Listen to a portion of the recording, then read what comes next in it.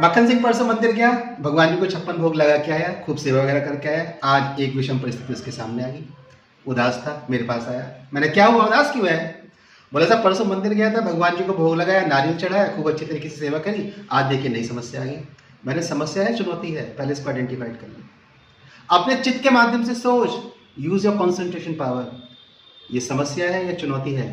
It is a problem और the new challenge which want you to create something inside yourself, जिसकी अपेक्षा है आप अपने अंदर कुछ सृजित करें। ईश्वर आपकी साधना का, भक्ति का आकांक्षी है, वह आपकी चापलूसी का आकांक्षी नहीं है।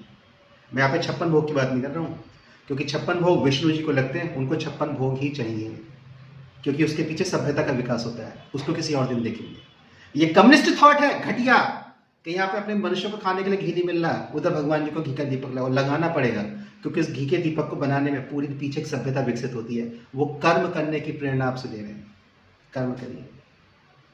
जब जब हम ईश्वर के पास जाते हैं तब तक एक चुनौती हमको आती है, और वो कहता है कि बेटे कुछ नया कर, परिस्थितियां बदल रही हैं, कुछ नया कर, परिस्थितियां बदलेंगी, कुछ नया कर, परिस्थितियां बदलेंगी ही, इसलिए तुझे कुछ नया करना पड़ेगा, इसलिए तुझे चुनौती देता हूं मैं।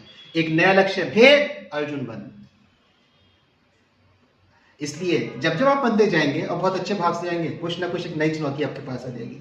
हम सचिन के परसों तो ईश्वर के पास गए थे, इतने अच्छे तरीके से सेवा करके आज समस्या आई। पता नहीं ईश्वरीय शक्ति है भी या नहीं है, तभी समस्याएं आई है। और मैं समस्या को कहता हूं है तभी चुनौती आई है। इन चुनौतियों को स्वीकार करिए, तभी आप कुछ नया क्रिएट कर पाएंगे। जैसे आज एआई एक नई चुनौती है या समस्या है? चुनौती है। ये आपको नया क्रिएट करके जाएगी।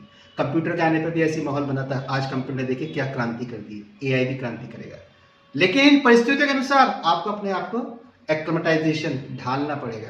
नहीं ढालेंगे तो पीछे छूट जाएंगे। ये जंगल का नियम है, और प्रकृति फिर आपको समाप्त कर देगी। तो जो परिवर्तनशील नहीं है, चेंजेबल नहीं है, ट्रांसफॉर्मेटिव नहीं है, वो समाप्ति की तरफ जाएगा। और जो अपने आप को ट्रांसफॉर्म कर लेगा, वो नया कुछ क्रिएट करेगा, और वो नए लक्ष्यों को भेदेगा। इसलिए ईश्वर का धन्यवाद दीजिए, वो आपको लगातार नई नई चुनौतियां देते रहते हैं।